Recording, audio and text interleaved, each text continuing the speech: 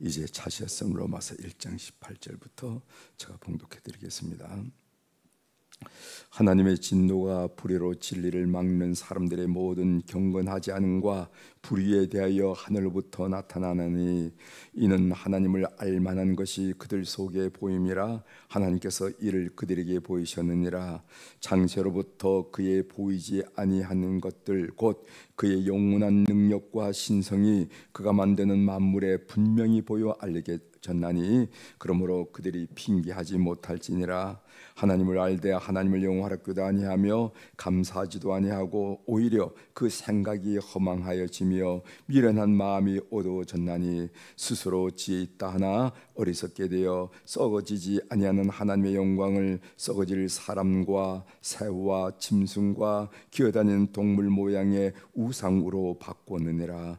그러므로 하나님께서 그들을 마음의 정욕대로 더러움에 내버려 두사 그들의 몸을 서로 욕되게 하게 하셨으니 이는 그들이 하나님의 진리를 거짓 것으로 바꾸어 피조물 조물주보다 더 경배하며 섬김이라. 주는 곧 영원히 찬송할 이시로다. 아멘. 이 때문에 하나님께서 그들을 부끄러운 욕심에 내버려 두셨으니 곧 그들의 여자들도 순리대로 쓸 것을 바꾸어 영리로 쓰며 그와 같이 남자들도 순리대로 여자 쓰기를 버리고 서로 향하여 음욕이 부릴 듯하며 남자가 남자와 더불어 부끄러운 일을 행하여 그들의 그릇 때문에 상당한 보응을 그들 자신이 받았느니라.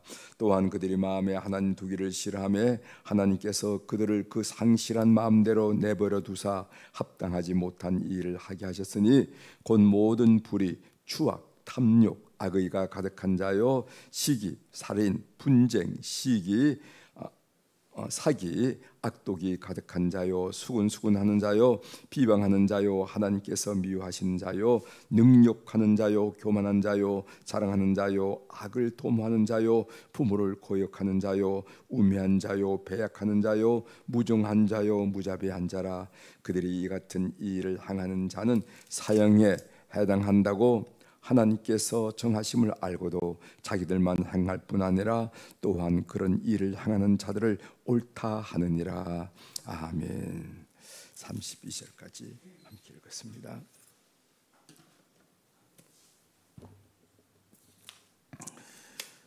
오늘 우리가 읽은 로마서 1장 18절 이하의 말씀을 중심으로 주제를 사람은 누구와 함께 있느냐에 따라 삶의 향기가 다릅니다. 이런 말씀으로 함께 은혜를 나누고자 합니다. 누구와 함께 있느냐에 따라서 그 나는 삶의 향기가 다르다 한 얘기죠.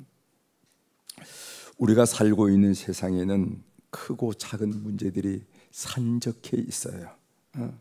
가정, 교회, 직장 등 공동체를 구성하는 단위들을 가만히 봐도 문제들이 그득하고 그리고 또 정치, 경제, 사회, 문화 등 모든 분야가 그렇다 하는 것을 우리가 알게 됩니다. 이 모든 문제의 근본 원인은 무엇일까요? 근본 원인은 무엇일까요? 하나님이 이 세계를 아름답게 창조하셔서 모든 피조물들을 행복하게 살도록 하셨는데 도대체 무엇이 이 세상을 이렇게 망가뜨렸습니까? 오늘 본문은 우리에게 대답하는데 그것은 죄 때문이라는 거예요. 죄 때문이라는 거예요. 이 아름다운 세상 이것이 이렇게 망가뜨려지는 것 그것은 바로 죄 때문이라 한 내용입니다. 로마서 1장 18절부터 3장 20절은 인류 유대인이든 이방인이든 인류가 죄의 세력에 사로잡혀서 불순종과 불의 가운데 살면서 하나님의 진노와 심판을 자초하고 있다 하는 얘기를 하고 있습니다. 이 부분을 다시 둘로 구분해 볼 수가 있는데 오늘 우리가 읽은 로마서 1장 18절부터 32절까지는 이방인의 그 악함, 죄됨을 다루고 있어요. 그리고 로마서 2장 1절부터 3장 20절까지는 유대인, 이방인들만 그런 줄 아느냐? 너희들 유대인들은 어떻냐? 이방인 얘기할 때 사람들이 고개를 끄덕끄덕하면서 그렇지 이방인들은 그렇지 그럴 때 바울 사도는 유대인들을 향해서 그럼 너희들이 좀 낫니? 너희들은 어떠니? 하면서 한 이야기가 로마서 1장 2장 1절부터 3장 20절까지 유대인의 상황을 다루고 있음을 우리가 보게 됩니다. 오늘 우리가 읽은 본문 로마서 1장 18절부터 32절은 이방인들이 자신들의 욕망에 사로잡혀서 고의적으로 불신앙과 불순종 가운데 살면서 하나님의 진노와 심판을 자초하고 있다. 그런 상황을 적나라하게 우리들에게 폭로하고 묘사해주고 있음을 보게 됩니다. 이제 본문을 통해서 바울의 설명을 좀 살펴보도록 하겠습니다. 오늘 이 바울의 이 설명이 굉장히 논리적이에요. 조금만 정신을 차리고 읽으면 그렇지 라고 여러분들이 동의할 정도로 논리적임을 우리가 보게 됩니다. 자, 이제 바울의 이야기를 한번 보도록 하겠습니다. 이방인들이 하나님을 불신앙과 불순종으로 대함으로 하나님의 진노가 그들에게 나타났다 얘기하죠. 18절입니다.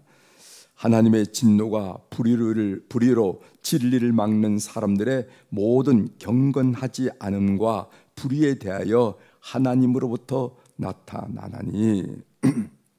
그런데 이 이방인들이 하나님을 믿지 않고 하나님의 뜻에 불순종하는 것은 하나님의 존재라든가 하나님의 뜻을 모르기 때문이 아니라는 겁니다. 바울 사도는 이방인들이 하나님의 존재와 뜻을 충분히 안다고 단언을 해요. 왜냐하면 사람들이 하나님을 간접적으로 알고 볼 수 있기 때문에 그런다는 거죠. 온 우주 만물에는 그 하나님의 뜻이 어떤 것인지, 하나님의 신성이 어떤 것인지, 하나님의 능력이 어떤 것인지 충분히 드러냈다는 겁니다.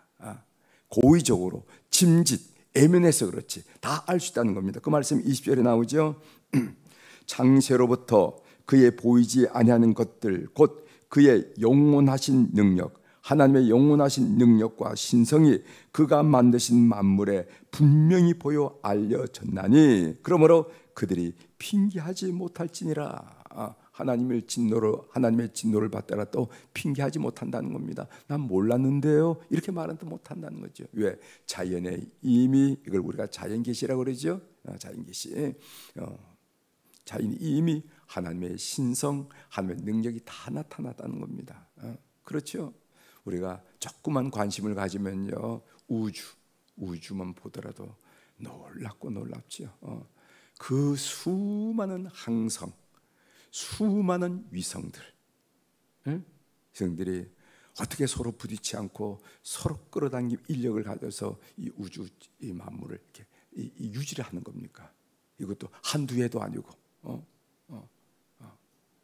여러분 뭐 우주 만물은 그만두고 우리 신체만 하더라도 요즘에 TV를 통해서 병에 대한 신체에 대한 얘기 많이 하잖아요. 그 우리 많이 듣잖아요. 또 병원에 다니면 의사 선생님들이 설명을 하잖아요. 우리의 내분비계, 순환계, 그 다음에 소화계 뭐 이런 거 하더라 이렇게 설명을 들어보면은 이게 보통 오묘한 거 아니에요. 여러분 이 귀가 아무것도 아닌 것 같지만은요, 이 귀가 평정 기능만 상실하면 여러분들이 어지러워 살지 못합니다. 세상이 막 돌아가기 때문에 살지 못해요. 어지러워서. 귀 아무것도 아닌 것 같은데, 뭐 구멍 하나 뚫린 것 같은데 이런다는 거지. 우리 시력 이것도 얼마나 오묘합니까? 조금만 관심 있어 보면 신비하고 오묘하고 놀랍고 놀란 거. 여러분들이 다 주머니에 핸드폰 갖고 있지만은 그 핸드폰 놀랍잖아요, 그죠? 난 참 놀랐습니다. 그 보면은 그 핸드폰이 그것이 하늘에서 뚝 떨어졌나요? 아니요. 누군가 지혜로운 사람들이 다 만드는 거 아닙니까? 핸드폰 우리 손에 있는 핸드폰, 스마트폰 하나도 그렇게 만들어진 건데 이 우주 만물이며 우리 인간이 그것을 만든 사람이 없다고 얘기하는 건 그건 무지의 소행이라는 거지. 우리가 아무리 눈을 감고 아무리 귀를 닫고 아무리 생각을 하지 않다 하더라도 우주 만물에 그득한 하나님의 솜씨, 그 능력과 신성을 부인할 수 없다는 이 바울의 얘기입니다. 어떻게 부인하나 이 말이지. 부인할 수 없다. 그래서 핑계하지 못할지니라 이렇게 얘기했어요. 세 번째로 사람들은 하나님을 알면서도 하나님을 찬양하거나 감사하지 않았습니다. 대신 자신들의 욕망에만 집중하더라 이거지. 인간이 23절에 나옵니다. 썩어지지 아니하는 하나님의 영광을 썩어질 사람과 새와 짐승과 기어다니는 동물 모양의 우상으로 만들었느니라. 제가 어제 말씀드렸죠. 우리 기독교 신앙과 우상 숭배가 어떻게 다른가? 뭐 비슷할 것 같잖아요. 우리 기독교 신앙은 뭐냐면 그 중심에 하나님이 있습니다. 하나님이 만드는 피조물인 내가 어떻게 인생을 살면서 하나님의 목적을 이루어드릴 수가 있을까? 하나님의 기쁨이 될 수가 있을까? 하나님을 미소짓게 할 수 있을까? 이게 우리 주제예요. 그렇죠? 하나님 중심입니다. 그럼 우상이 뭔가? 똑같이 우리와 같이 이렇게 빌고 있지만은 우상은 뭐냐면 내가 중심이 돼. 내 욕망 성취를 위해서 이런 우상을 만들고 저런 우상을 만들고 이런 우상을 섬기고 저런 우상을 섬긴다 이 말이죠. 그래서 우상 숭배와 우리 기독교 신앙의 근본적인 다른 건 뭐냐면 우리 기독교 성서 신앙은 뭐냐면 하나님이 중심이 돼. 그래서 나는 하나님이 만드신 피조물, 내 인생의 최고의 목적은 하나님께 영광을 돌리는 것, 하나님의 기쁨이 되는 것. 나 주의 기쁨 되기 원하네 하고 찬송하는 거 아닙니까? 그러나 우상은 뭐냐면요, 이것저것 만들어서 자기 욕망을 성취하는 거예요. 네 번째로 바울은 사람들이 하나님의 뜻 대신 자신의 욕망을 선택한 첫 번째 예로 성적 타락을 지적하고 있습니다. 성적 타락이 바로 하나님 뜻대로 뜻 대신 인간의 욕망을 성취하는 그 첫 번째 표징이라는 겁니다. 26절 27절 제가 읽어드리겠어요. 이 때문에 하나님께서 그들을 부끄러운 욕심에 내버려 두셨으니 곧 그들의 여자들도 순리대로 쓸 것을 바꾸어 영리로 쓰며 그와 같이 남자들도 순리대로 여자 쓰기를 버리고 서로 향하여 음욕이 불릴 듯하며 남자가 남자와 더불어 부끄러운 일을 향하여 그들의 그릇 때문에 상당한 보응을 그들 자신이 받았느니라 이렇게 했어요. 그러니까 바울이 지적하는 거가 뭐냐면은 우리 인간이 하나님의 뜻이 아니라 자기 욕망을 추구하게 되는데 그 첫 번째 증거로 예시로 드러낸 것이 이 성적 타락이라는 것입니다. 여기 보면 순리대로 쓸 것을 바꾸어 영리로 쓰며 이 학자들이 이것을 동성애라고 얘기하더라고요. 동성애. 요즘 동성애자를 성소수자라고 이렇게 말하면서 성소수자의 인격을 보호해야 된다 하면서 여러 가지 법도 만들려고 이렇게 하는데 우리 그리스도인들이 동성애를 반대하는 이유가 뭐냐? 뭐 여러 가지 이유가 있겠지만은 가장 중요한 이유는 성령은 그건 아니다라고 성경이 말했기 때문에 그렇습니다. 뭐 다른 여러 가지 얘기할 필요가 없어요. 왜 기독교인은 동성애를 반대하느냐? 성적 소수자들의 인격을 무시하느냐? 그럴 때 우리가 할 수 있는 얘기는 뭐냐면 성경이 아니라고 말합니다. 이렇게 해요.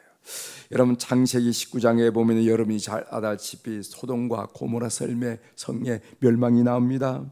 근데 소돔과 고모라 성의 그 죄악의 핵심적인 죄악이 뭔지 아십니까? 동성애.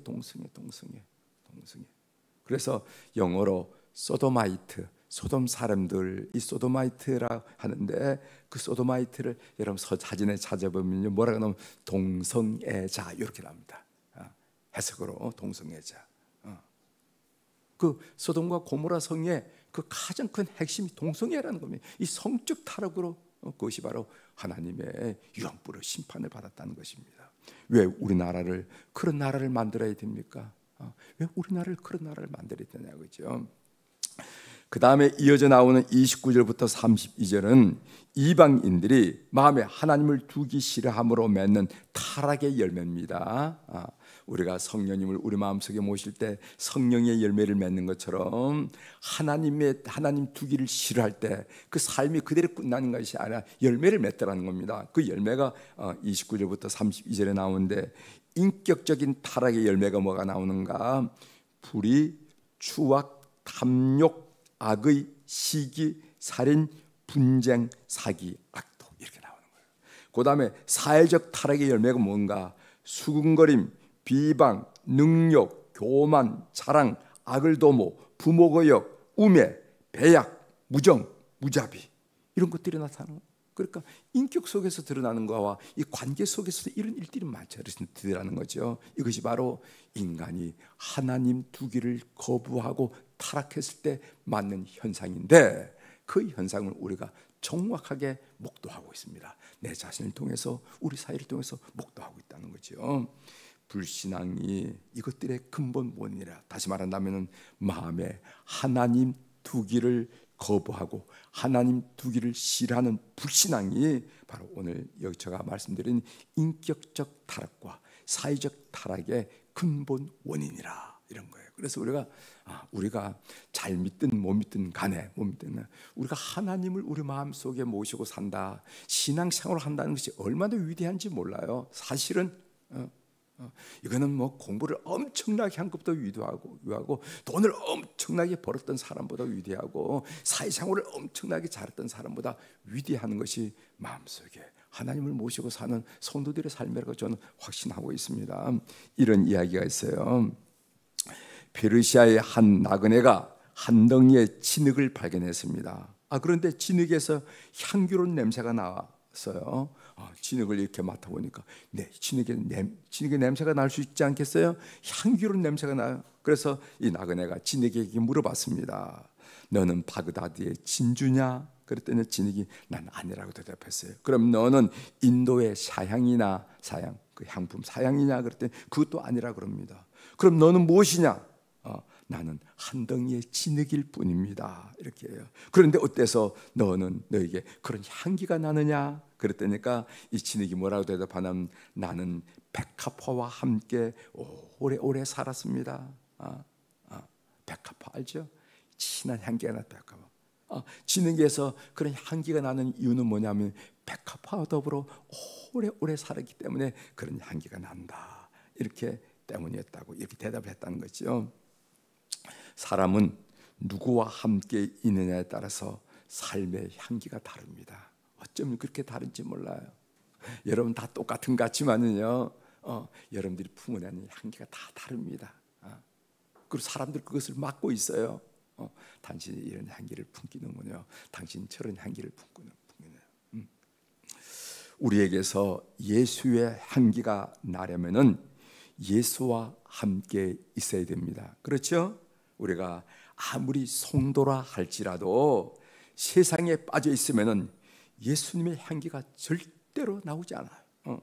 우리가 세상 욕심에 사로잡혀 있으면은, 우리가 세상에 몰두해 있으면은 그리스도의 향기가 풍겨져 나오지 않습니다. 사랑하는 교회 여러분, 우리 모두는 예수님을 삶의 주인으로 모시고 그 말씀을 늘 묵상하고, 그래서 예수님의 향기가 풍성하게 풍겨 나오는 그런 멋진 삶을 살기를 주의 이름으로 축원합니다.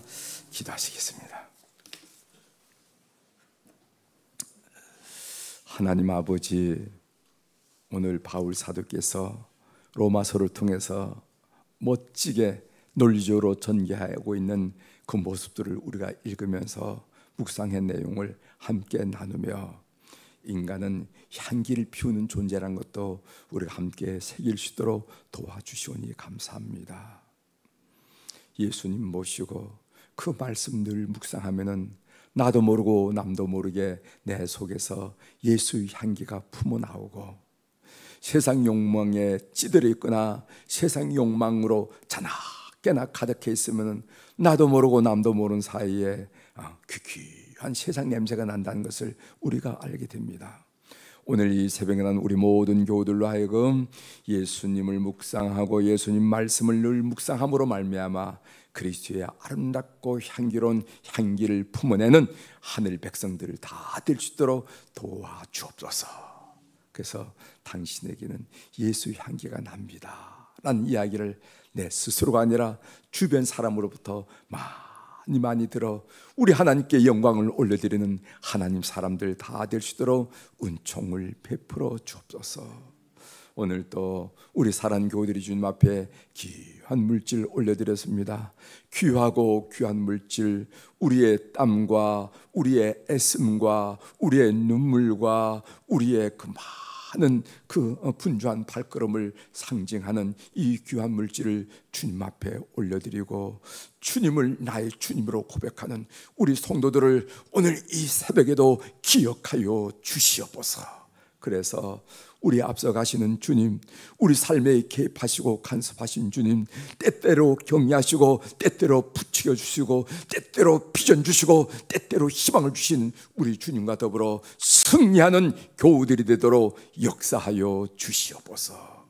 오늘 수요일날 특별히 우리 자녀들, 우리 자손들을 위해서 기도할 수 있도록 은혜를 주시오니 감사를 드립니다.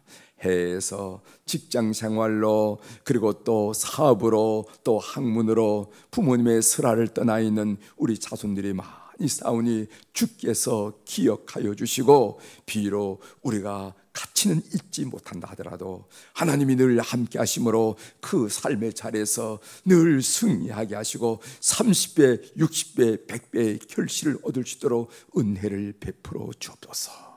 그래서 주고받는 전화 속에서 하나님이 나를 도우셨습니다, 하나님이 나를 이끄십니다, 하나님이 나에게 용기를 주십니다 하는 우리 하나님의 놀라운 은혜를 고백하는 그런 대화가 전화마다 풍성하도록 은총을 베풀어 주옵소서. 우리의 자손들이 참으로 나라의 부름을 받아 국방의 의무를 감당하기 위하여 군대에 간 자손들이 많이 있습니다. 총기류가 있고 황류가 있고 때로는 남장네들만 모여있는 거친 사회를 할지라도 주님께서 방패가 되시고 주님께서 산성이 되시고 주님께서 반석이 되셔서 그들의 영혼이 다치지 않게 하시고 그들의 마음이 상하지 않게 하시고 그들의 육체도 다치지 않도록 은총을 베풀어 주옵소서.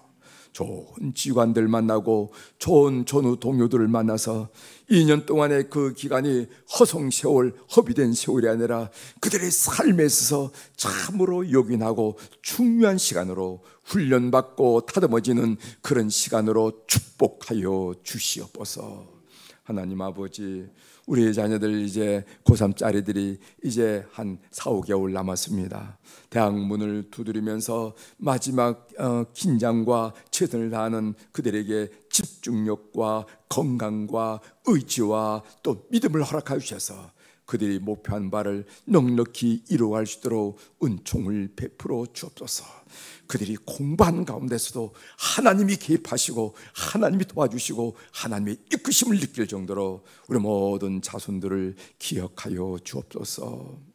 유치원에, 그리고 또 유아원에, 어린이집에, 또 초등학교, 중학교, 고등학교, 대학교 진학하고 공부하고 있는 우리 모든 자녀들, 그 캠퍼스가 그들의 삶을 향기롭게 하고 아름답게 만드는 그런 귀한 도장이 될 수 있도록 도와주시고, 좋은 친구들 만나서 좋을 때도 힘들 때도 함께 위로하고 위로받게 하시고, 좋은 스승들 많이 만나서 그들의 삶을 이끄는 것을 경험하면서 어디든지 하나님의 사랑이 있음을 경험하는 우리 자손들이 다 될 수 있도록 도와주옵소서. 사업하는 자손들이 있습니다. 주님 기억하여 주옵소서. 공실이 우리 눈에 많이 띄는데 상황이 어렵습니다. 하나님, 그러나 그들에게 남다른 비전과 남다른 열정과 남다른 탁월한 아이디어와 남다른 그런 신념을 가지고 하나님 아버지, 그들이 참으로 탁월한 성과를 낼 수 있도록 은총을 베풀어 주옵소서. 세상이 다 무너진다 하더라도 하나님의 살아계심을 믿고 오늘 또 하나님께 기도하며 분연히 일어나는 우리 자손들이 다 될 수 있도록 역사하여 주옵소서. 오늘 또 하늘의 주권과 땅의 주권을 가진 우리 주님의 권세 있는 이름으로 이 새벽에 선포합니다. 내 영혼이 잘된 같이 범사가 잘되고 강건한 축복을 우리 사랑하는 교우들이 다 누리도록 도와주옵소서. 감사드리며 예수님의 이름으로 축복하며 기도 올려옵나이다. 아멘. 하늘에 계신 우리 아버지시여, 이름이 거룩히 여김을 받으시오며 나라가 임하시오며 뜻이 하늘에서 이루어진 것 같이 땅에서도 이루어지이다. 오늘 우리에게 일용할 양식을 주시옵고 우리가 우리에게 죄 지은 자를 사하여 준 것 같이 우리 죄를 사하여 주시옵고 우리를 시험에 들게 하지 마시옵고 다만 악에서 구하시옵소서. 나라와 권세와 영광이 아버지께 영원히 있사옵나이다. 아멘.